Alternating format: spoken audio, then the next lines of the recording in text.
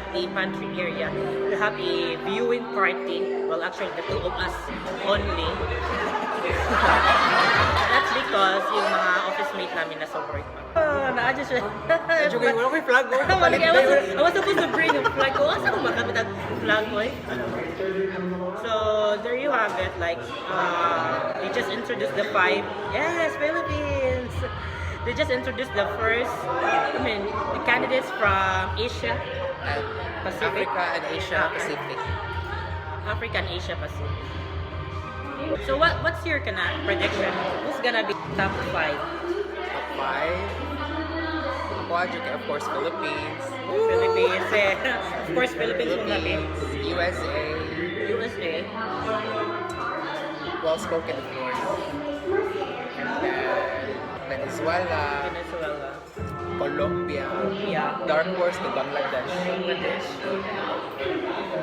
Yeah, in the Philippines, guys, there are 3 B's. Beauty pageant, boxing, and basketball. Woo! I'm so excited!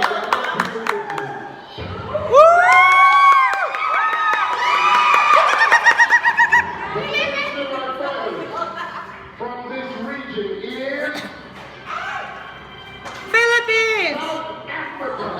Ah, of course.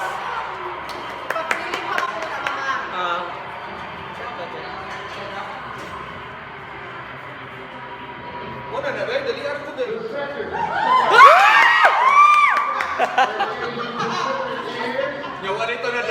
Philippines!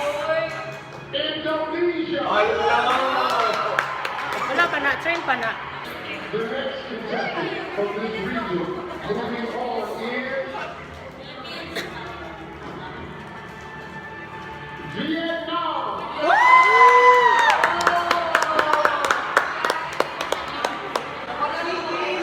My God, nakulbaan ko! Nigeria. Sige lang pa, wild card. Wild card ta, wild card ta.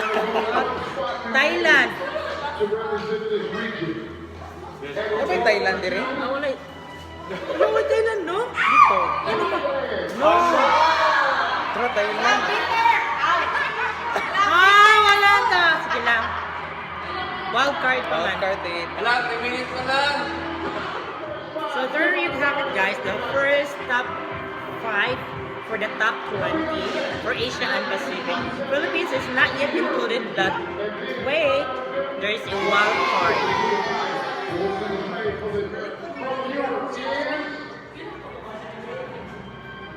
Albania. So that was Wild card na na? Wild card na, di ba? Ha? Wild card na, di pa? Europe ni? Oo. Iceland. Iceland. Croatia. Tapos wild card. Portugal. Europe pa man ano? Oh, Europe ba? Mexico. So there you have it, guys.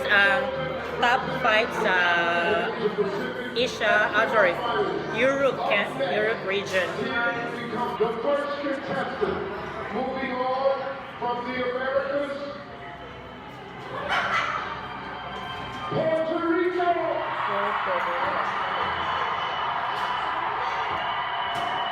Peru.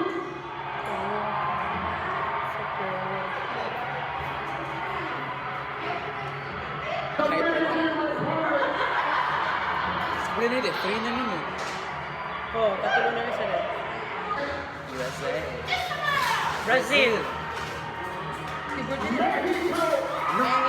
Wala pa USA, Brazil de Venezuela. One spot left from this region. Brazil, Venezuela, And the USA. contestant about to take one step closer to the crown is Colombia, okay, Colombia. USA. So Brazil, Colombia, Venezuela, mga final 5 ni.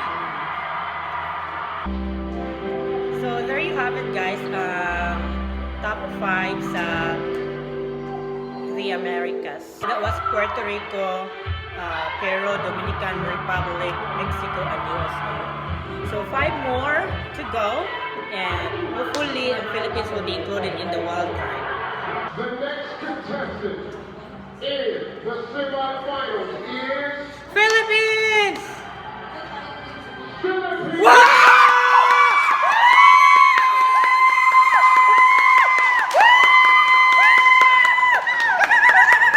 So happy!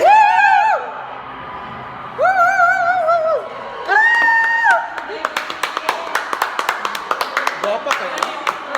We'll see.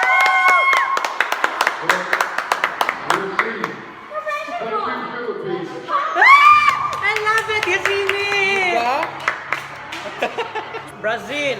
Venezuela. Diba?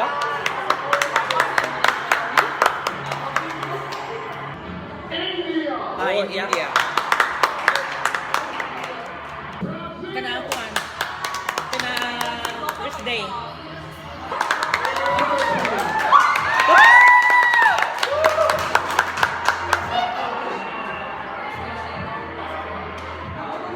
The world is aging, and my grandparents raised me, and I've worked in an organization that was supporting for elderly care. I learned that, I realized that there's a stigma between ageism, poverty, exclusivity, and invincibility. It is the right role for us to remember that they were the ones who paved the way for us, and we should reciprocate that love, and no one should ever be left behind. Thank you. So top 10 na guys. Finals.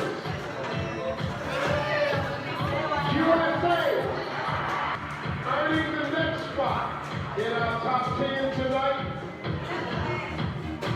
Colombia. Also moving on to the next round. Puerto Rico. Forward tonight. Brazil! Africa. You know what, South Africa eh? After I announce Peru.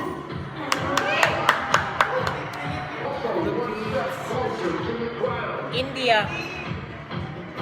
Iceland.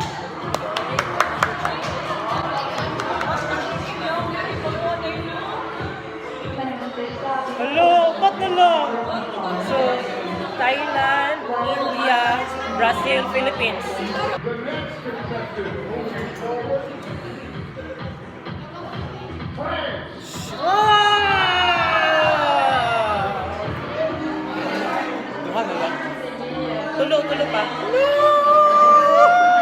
So excited, so sweet. The eighth contestant. Indonesia. Oh my God! 2 spots left in the final. To Thailand. Thailand kami guys. 7 women left, but only 1 spot remains. And it goes to Philippines! Mexico.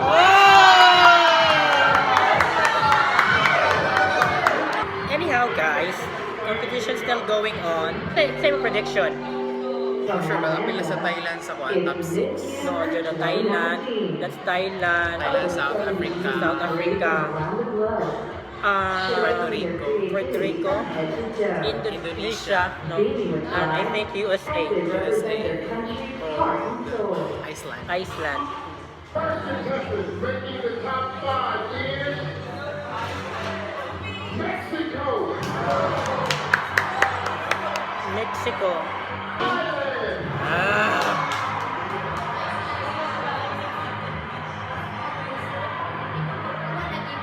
Spot number 3 goes to South Africa. Colombia. Taking spot number 4. Iceland. South Africa. Puerto Rico. Only 1 spot left. South Africa.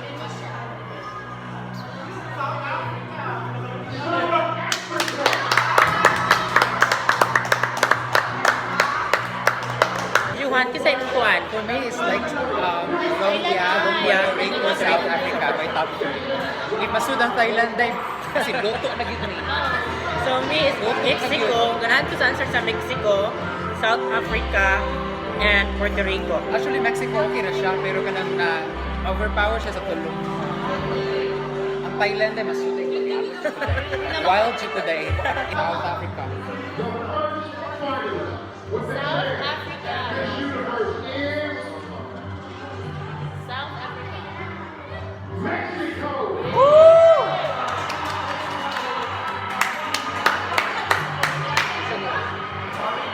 So mabalik sa South Africa ang kuan, crown. Or either Puerto Rico. South Africa.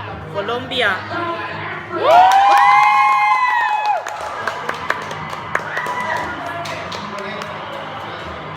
So this is the top 3. So that's Mexico, South Africa, and we got Puerto Rico, hopefully. No Thailand, please, no. Puerto Rico. Puerto Rico.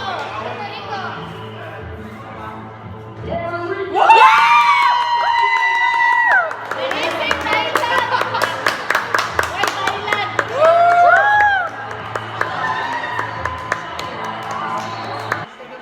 Okay, it's time for your final word. Mexico, please join.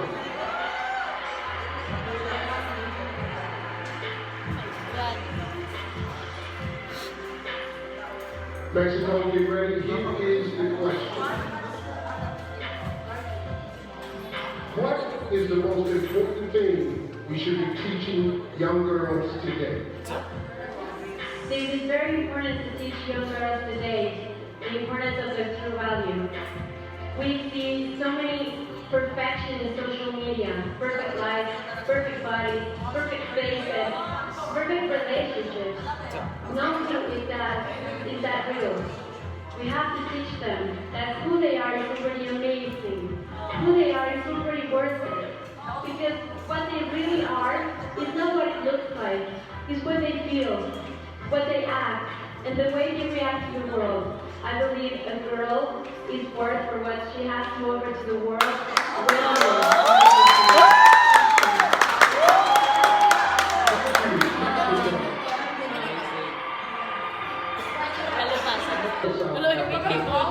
Here is your question.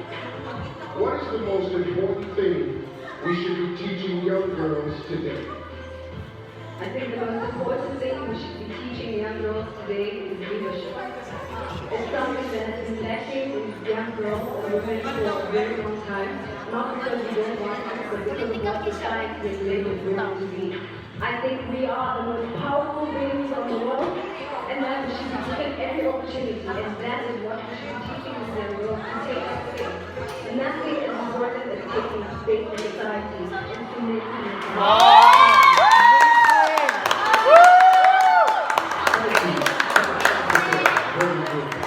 What is the most important thing we should be teaching young girls today?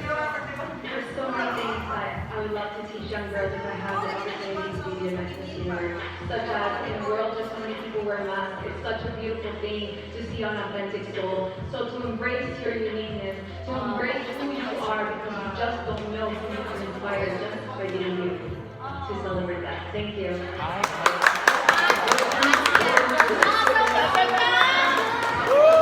So there you have it, guys. Top 3 questions. But you haven't heard all. So who do you think Mudao? For me, torn between South Africa and Mexico. Mexico, no? Yes, Mexico is. When it comes to beauty, pero katong a portion answer kay murag one kay ko ni Mexico. Oh, Mexico. No? Relatable sa Mexico. Kay murag feel kay niya ba? Give way to siya. In a world where a woman who looks like me, with my kind of skin and my kind of hair, was never considered to be beautiful. And I think that it is time that that stops today. I want children to look at me and see my face, and I want them to see their faces reflected in mine. Thank you. Our perspective was changed because of the final Yeah. speech. So earlier, it was for myself personally Mexico, but when they have the final speech, so I guess it's South Africa this time, no? Another crown for South Africa. Yeah. Di sila back-to-back na merong world Oh. sandwich victory. Exactly. So let's see who's gonna be the 2019 Miss Universe. South Africa na kana sa tunga. Ano din ang mama? Si Catherine na sa tunga pa siya sa una. Si Pia. Murag tunga po sa piya sa una. Inga naman ko ng placing. Oo ba? Oh. Wala ko Wala dito dito. Ah. sa yung speech. Uy, Finalists, the time has come. Batay ko sa yung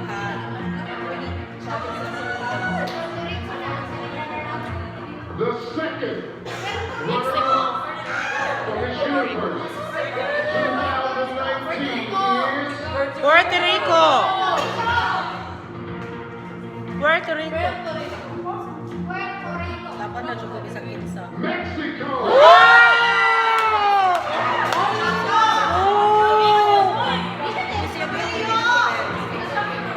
South Africa!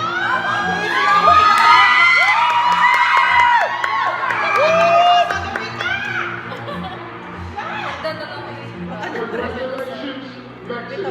For change. Now we're down to South Africa and Puerto Rico. South Africa na siya.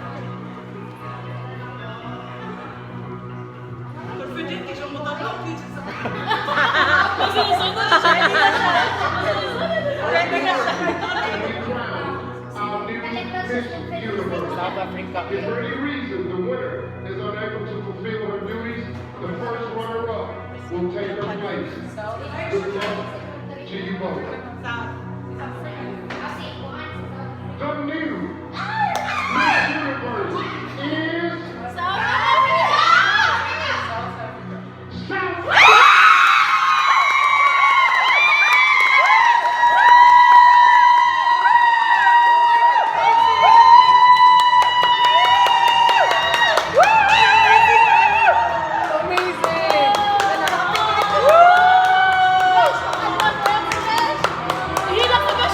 Wakanda forever! Wakanda and Wakanda.